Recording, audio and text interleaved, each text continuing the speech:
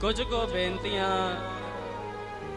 ਮਹਾਂਪੁਰਖਾਂ ਦੇ ਜੀਵਨ ਦੇ ਬਾਰੇ ਆਪ ਸਮੂਹ ਸੰਗਤਾਂ ਦੇ ਸਮਕਸ਼ ਕਰਨੀਆਂ ਹਨ। ਸੰਗਤ ਜੀਓ, ਜਿਵੇਂ ਕਿ ਪੁਰਾਤਨ ਗ੍ਰੰਥਾਂ ਦੇ ਵਿੱਚ ਬਚਨ ਲਿਖਿਆ ਹੈ ਕਿ ਜਿਵੇਂ ਧਰਤੀ ਤੇ ਰਹਿੰਦੇ ਲੋਕਾਂ ਦੇ ਅੰਦਰ ਜਦੋਂ ਹੀਣਤਾ ਦਾ ਭਾਵ ਆ ਜਾਂਦਾ ਹੈ, ਜਿਸ ਸਮੇਂ ਧਰਤੀ ਤੇ ਰਹਿੰਦੇ ਲੋਕ ਹੀਣਤਾ ਦਾ ਭਾਵ ਰੱਖ ਕੇ ਆਪਣੇ ਧਰਮ ਨੂੰ, ਧਾਰਮਿਕ ਪਰੰਪਰਾਵਾਂ ਨੂੰ, ਧਾਰਮਿਕ ਸਿਧਾਂਤਾਂ ਨੂੰ ਜਿਸ ਸਮੇਂ ਭੁੱਲਣਾ ਸ਼ੁਰੂ ਕਰ ਦਿੰਦੇ ਹਨ ਜਾਂ ਆਪਣੇ ਧਰਮ ਤੋਂ ਦੂਰੀ ਬਣਾਉਣਾ ਕਰਦੇ ਹਨ, ਤਾਂ ਉਸ ਸਮੇਂ ਉਹ ਪਰਮੇਸ਼ਵਰ ਆਪ ਇੱਕ ਰੂਪ ਨੂੰ ਧਾਰਨ ਕਰਦਾ ਹੈ।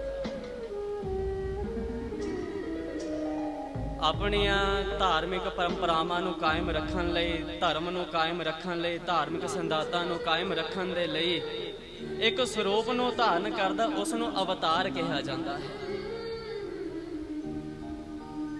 ਵਿਦਵਾਨਾਂ ਨੇ ਅਵਤਾਰਾਂ ਦੀ ਗਿਣਤੀ 6 ਪ੍ਰਕਾਰ ਦੀ ਮੰਨੀ ਹੈ। ਵਿਆਖਿਆ ਦਾ ਜ਼ਿਆਦਾ ਸਮਾਂ ਨਹੀਂ ਹੈ। ਜਿਸ ਸਮੇਂ ਧਰਤੀ ਤੇ ਰਹਿੰਦੇ ਲੋਕ ਹੀਣਤਾ ਦਾ ਭਾਵ ਰੱਖ ਕੇ ਆਪਣੇ ਧਰਮ ਤੋਂ ਦੂਰੀ ਬਣਾਉਣਾ ਕਰਦੇ ਹਨ, ਤਾਂ ਉਸ ਸਮੇਂ ਪਰਮੇਸ਼ਵਰ ਆਪ ਧਾਰਮਿਕ ਪਰੰਪਰਾਵਾਂ ਨੂੰ ਕਾਇਮ ਰੱਖਣ ਦੇ ਲਈ ਜੋ ਅਵਤਾਰ ਧਾਰਨ ਕਰਦਾ ਹੈ, ਜੋ ਸਰੂਪ ਨੂੰ ਧਾਰਨ ਕਰਦਾ ਪਰਮੇਸ਼ਵਰ, ਉਸ ਨੂੰ ਨਿਤ ਅਵਤਾਰ ਕਹਿੰਦੇ ਆ। ਨਿਤ ਅਵਤਾਰ। ਤੇ ਨਿਤ ਅਵਤਾਰ ਕਿਹੜੇ ਹੁੰਦੇ ਆ? ਸੰਤ ਮਹਾਂਪੁਰਸ਼, ਸਾਧੂ ਜਨ।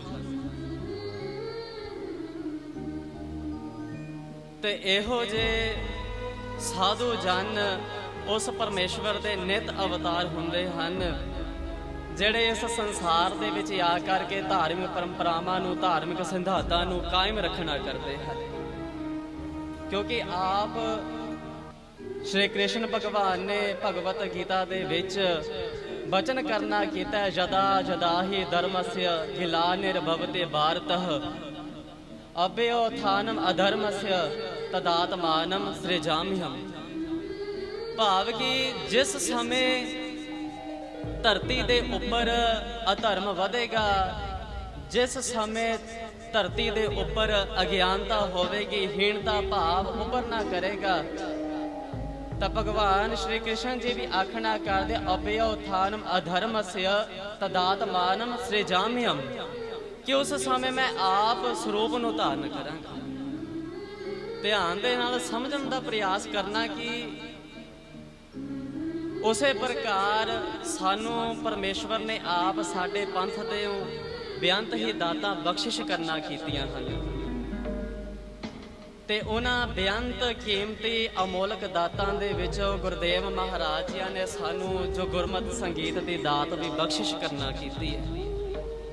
ਕਿਉਂਕਿ ਜਿਸ ਸਮੇਂ ਧੰਨ ਸ੍ਰੀ ਗੁਰੂ ਨਾਨਕ ਦੇਵ ਮਹਾਰਾਜ ਜੀ ਆਪ ਜਗਤ ਦੇ ਮਾਲਕ, ਆਪ ਨਾਰਾਇਣ ਕਲਾਧਾਰ, ਜਗ ਮਹਿ ਪਰਵਰਿਓ, ਨਿਰੰਕਾਰ ਆਕਾਰ ਜੋਤ ਭਵ ਮੰਡਲ ਕਰਿਓ, ਕਲ ਕੇ ਸਭ ਦੁਖ ਨਿਵਾਰਨ ਕੋ ਪਵ ਧਾਰਨ ਕੋ ਜਗ ਭੀਤਰ ਆਏ, ਜਗ ਜੀਰਨ ਸਾਧਨ ਦੂਰ ਕਰੇ, ਦ੍ਰਿੜ ਸਾਧਨ ਰਾਮ ਹੈ ਨਾਮ ਬਤਾਏ। ਜਿਸ ਸਮੇਂ ਆਪ ਕਲਯੁਗ ਦਾ ਉਧਾਰ ਕਰਨ ਦੇ ਲਈ ਪਰਮੇਸ਼ਵਰ ਨੇ ਸਰੂਪ ਨੂੰ ਧਾਰਨ ਕਰਨਾ ਕੀਤਾ, ਤਾਂ ਉਸ ਸਮੇਂ ਧੰਨ ਸ੍ਰੀ ਗੁਰੂ ਨਾਨਕ ਦੇਵ ਮਹਾਰਾਜ ਜੀ ਨੇ ਕਲਯੁਗੀ ਜੀਵਾਂ ਦਾ ਉਧਾਰ ਵੀ ਕਰਨਾ ਕੀਤਾ।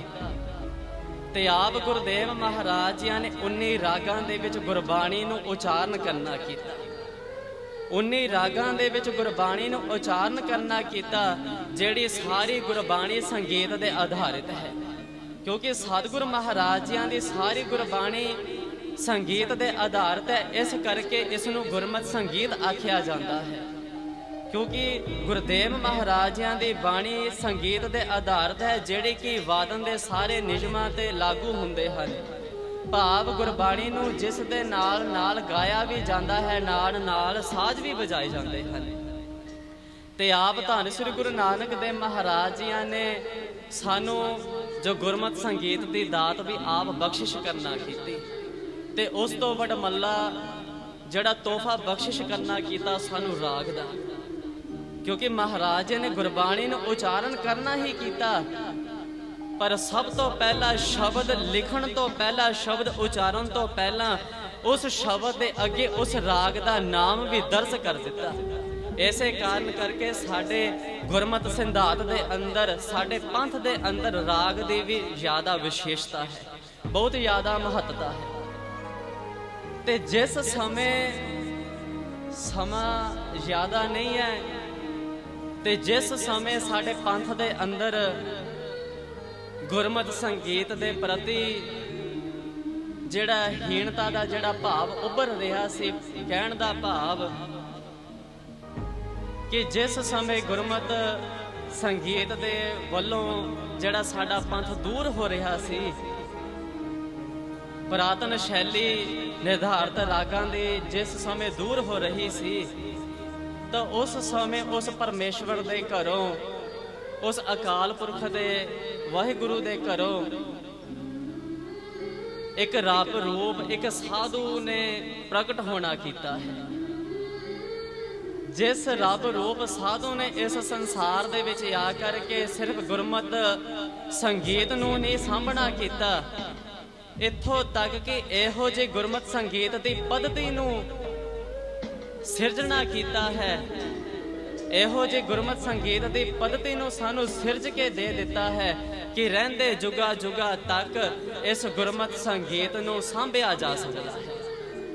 ਤੇ ਇਹੋ ਜਿਹੇ ਉਹ ਰੱਬ ਸਰੂਪ, ਰੱਬ ਰੂਪ ਮਹਾਂਪੁਰਖ ਜਿਨ੍ਹਾਂ ਦਾ ਨਾਮ ਸੰਤ ਬਾਬਾ ਸੁੱਚਾ ਸਿੰਘ ਜੀ ਹੈ, ਜਿਨ੍ਹਾਂ ਦੀ ਪਾਵਨ ਪਵਿੱਤਰ ਸਾਲਾਨਾ ਯਾਦ ਦੇ ਵਿੱਚ ਅਸੀਂ ਅੱਜ ਜੁੜ ਬੈਠੇ ਹਾਂ, ਜਿਨ੍ਹਾਂ ਨੇ ਇਸ ਸੰਸਾਰ ਦੇ ਵਿੱਚ ਆ ਕਰਕੇ ਇਸ ਗੁਰਮਤਿ ਸੰਗੀਤ ਦੀ ਹੀਣਤਾ ਦੀ ਭਾਵਨਾ ਨੂੰ ਦੂਰ ਕਰਨਾ ਕੀਤਾ, ਸਾਨੂੰ ਗੁਰਮਤਿ ਸੰਗੀਤ ਦੇ ਨਾਲ ਜੋੜਨਾ ਕੀਤਾ, ਸਾਨੂੰ ਗੁਰਮਤਿ ਸੰਗੀਤ ਦੀਆਂ ਵਿਸ਼ੇਸ਼ਤਾਵਾਂ ਦੇ ਨਾਲ ਜੋੜਨਾ ਕੀਤਾ। ਅਦੁੱਤੀ ਗੁਰਮਤਿ ਸੰਗੀਤ ਸੰਮੇਲਨ ਕਰਵਾ ਕਰਕੇ ਸਾਡੇ ਸਿੱਖ ਪੰਥ ਨੂੰ ਇੱਕ ਵਿਸ਼ੇਸ਼ ਤੋਹਫਾ ਬਖਸ਼ਿਸ਼ ਕਰਨਾ ਕੀਤਾ, ਜਿਨ੍ਹਾਂ ਦੇ ਬਦੌਲਤ ਮਹਾਂਪੁਰਖਾਂ ਨੂੰ ਪੰਥ ਦੇ ਵੱਲੋਂ ਸ਼੍ਰੋਮਣੀ ਗੁਰਮਤਿ ਸੰਗੀਤ ਪ੍ਰਚਾਰਕ, ਸ਼੍ਰੋਮਣੀ ਸੇਵਾ ਰਤਨ ਵਰਗੇ ਇਹੋ ਜਿਹੇ ਵੱਡੇ ਵੱਡੇ ਮਾਨ ਸਨਮਾਨ ਵੀ ਪ੍ਰਾਪਤ ਹੋਏ।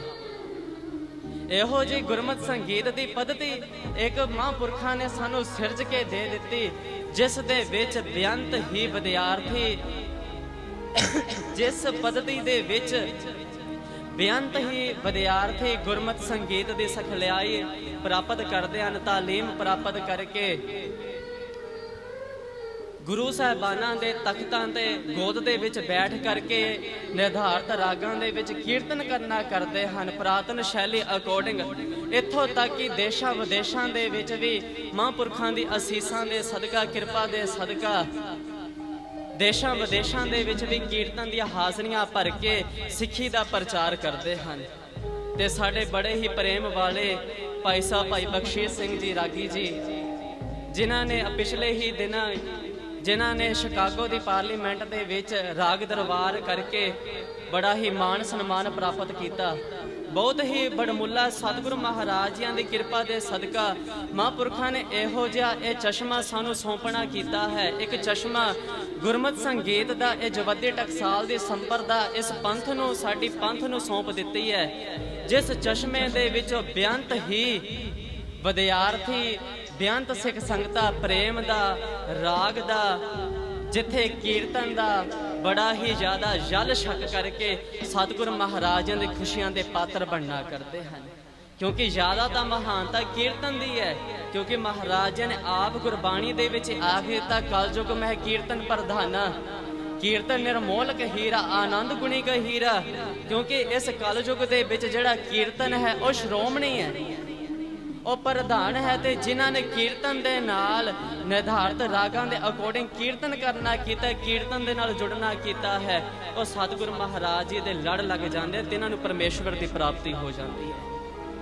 ਤੇ ਇਹੋ ਜਿਹੀ ਸੰਪਰਦਾ ਗੁਰਦੇਵ ਮਹਾਰਾਜ ਜੀ ਦੀ ਕਿਰਪਾ ਦੇ ਸਦਕਾ ਮਹਾਂਪੁਰਖਾਂ ਨੇ ਇਹੋ ਜਿਹੀ ਇੱਕ ਪੱਧਤੀ ਗੁਰਮਤਿ ਸੰਗੀਤ ਦੀ ਪੱਧਤੀ ਜਵੱਦੀ ਟਕਸਾਲ ਦੀ ਸਿਰਜਣਾ ਕੀਤੀ ਹੈ, ਜਿਸ ਨੂੰ ਪੂਰੇ ਪੰਥ ਦੇ ਅੰਦਰ ਦੇਸ਼ਾਂ ਵਿਦੇਸ਼ਾਂ ਦੇ ਵਿੱਚ ਪੂਰੀ ਦੁਨੀਆ ਜਿਸ ਦਾ ਨਾਮ ਬੜੇ ਪ੍ਰੇਮ ਦੇ ਨਾਲ ਬੜੇ ਮਾਣ ਸਨਮਾਨ ਦੇ ਨਾਲ ਜਵੱਦੀ ਟਕਸਾਲ ਦੇ ਨਾਮ ਨਾਲ ਜਾਣਨਾ ਕਰਦੇ ਹਨ। ਬੜੇ ਹੀ ਮਹਾਂਪੁਰਖਾਂ ਨੇ ਇਹ ਬੜਮੁੱਲਾ ਕਾਰਜ ਆਪਣੇ ਇਸ ਪੰਥ ਨੂੰ ਬਖਸ਼ਿਸ਼ ਕਰਨਾ ਕੀਤਾ ਹੈ। ਸੋ ਤਿੰਨਾਂ ਮਹਾਂਪੁਰਖਾਂ ਦੀ ਅਸੀਂ ਅੱਜ ਸਾਲਾਨਾ ਯਾਦ ਦੇ ਵਿੱਚ ਜੁੜ ਬੈਠੇ ਹਾਂ। ਤਿੰਨਾਂ ਮਹਾਂਪੁਰਖਾਂ ਦੀ ਸਾਲਾਨਾ ਯਾਦ ਨੂੰ ਮਨਾਉਂਦਿਆਂ ਹੋਇਆਂ ਕਥਾ ਵਿਚਾਰਾ ਕਰਦਿਆਂ ਹੋਇਆਂ ਬੇਅੰਤ ਪ੍ਰਕਾਰ ਦੀਆਂ ਗਲਤੀਆਂ ਹੋਣੀਆਂ ਸੁਭਾਵਿਕ ਹਨ। ਬੇਅੰਤ ਭੁਲਾ ਚੁੱਕਾਂ ਦੀ ਖਿਮਾ ਕਰਨੀ, ਅਗਾਹੋਂ ਵਾਸਤੇ ਸਾਵਧਾਨਤਾ ਸਮਤ ਬਖਸ਼ਿਸ਼ ਕਰਨੀ, ਕਿਰਪਾ ਕਰਨੀ, ਸ਼ੁੱਧ ਸਪਸ਼ਟ ਕਥਾ ਕਰਨ ਦਾ ਬਲ ਉਦਮ ਆ ਜਾਵੇ।